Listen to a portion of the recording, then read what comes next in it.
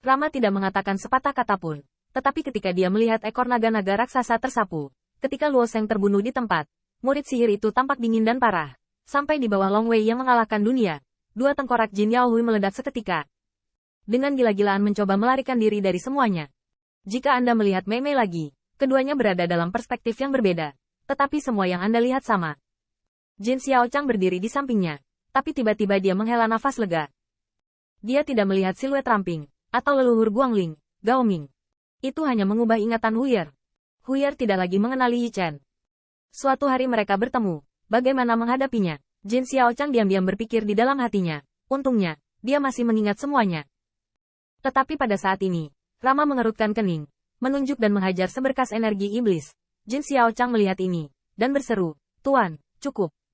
Rama berhenti di ujung jarinya, menatap Jin Xiaochang, dan murid sihir yang dingin dan keras tetap tidak berkurang. Apakah semuanya benar-benar sesederhana itu? Rama curiga, terutama di makam para dewa. Jin Yaohui mati-matian melawan, dan dia dalam bahaya. Dan Jin Qiuyi juga menyelamatkan nyawanya, membunuh nyawa untuk yang pertama. Para penyihir mengikuti dengan cermat, dan Jin Yaohui bersembunyi di dewa. Sisa. Anak kecil ini benar-benar lolos dari perburuan seperti ini? Penyihir akan menjelajahi Gods Festi sebelum mereka berhasil. Jika secara tidak sengaja masuk ke dalam bahaya, itu akan jatuh. Ingatan Jin Yaohui tidak memiliki penyihir dan yang lainnya mengapa itu jatuh, hanya bersembunyi. Tetapi Luomo tidak dapat mengetahuinya. Tetapi yang terakhir tahu bahwa Raja Singa benar-benar tahu segalanya. Jadi Ramo memandang Jin Xiaochang dan tidak berbicara lama. Tetapi pada akhirnya, dia menyerah. Dia adalah Raja Iblis dan Jin Xiaochang adalah Raja Singa. Dia benar-benar mulai bekerja, belum lagi siapa yang menang dan siapa yang kalah. Yang terakhir memiliki sarana untuk berurusan dengan eksplorasi ingatannya sendiri. Rama meletakkan Jin Yaohui. Jin Xiaochang bergegas maju, mengambil obat abadi dan memasukkannya ke mulut putranya. Air mata mengalir deras, tertekan. Huyer, hidup saja, bagaimana dengan Yuaner? Rama melihat adegan di mana putranya menyakiti ayahnya, tetapi ekspresinya masih suram. Mengapa Jin Yaohui selamat? Apakah ini kebetulan? Pada saat ini, Luomen dan para dewa prefektur Zong juga terbang, melihat Jin Xiaochang, yang menangis bersama putranya, wajahnya muram dan tidak pasti. Tuan Rama. Sulaiman buru-buru memberi hormat, tetapi kemudian dengan cepat bertanya, "Guru, bagaimana bisa? Keponakan Yaohui yang bajik dan 10.000 junior Huagu hidup, yang lain. Bagaimana dengan murid lelaki tua itu?" Marsial keponakan, pangeran, makhluk-makhluk itu bertanya. Tetapi Rama terus melihat ke arah suatu tempat. Aku takut bertanya pada naga jahat itu. Semua dewa terguncang, dan hati mereka penuh dengan kesedihan dan kemarahan. Dan mereka tiba-tiba menyadari bahwa konfrontasi antara dua raja ilahi kuno dan anak-anak mereka, murid, mungkin sudah mati. Sialan Hao Guangling. Kembalikan padaku. Jenderal Naga Dongjiang yang brengsek telah membunuhku 1000 liga kerajaan berapa banyak murid.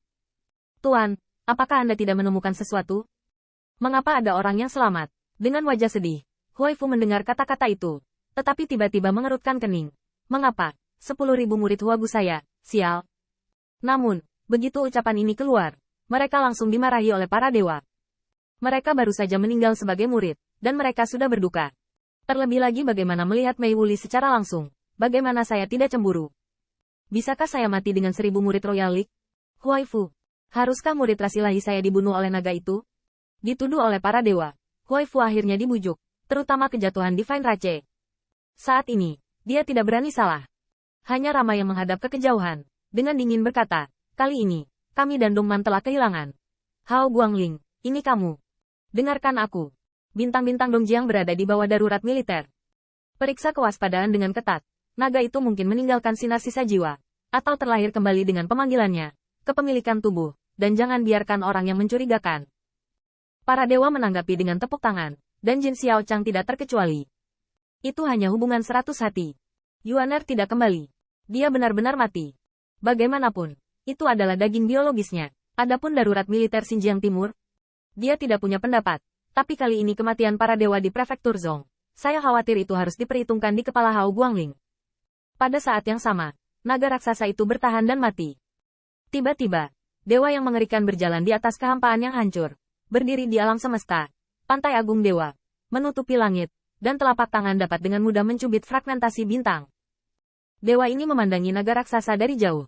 Dan kekuatan ilahi memancar dari tubuhnya. Dia tidak kalah dalam pertempuran. Bagaimanapun, dia adalah raja ilahi yang hidup. Dewa dengan ringan menyempitkan mata seperti matahari dan bulan.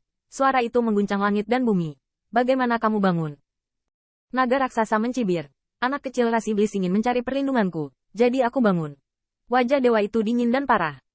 Segera setelah naga jahat itu terbangun, dia menyebabkan Dongman kehilangan murid yang tak terhitung jumlahnya, dan bahkan seorang raja ilahi dihancurkan. Kamu berbohong. Dewa sangat marah, dan langit dan bumi bergetar.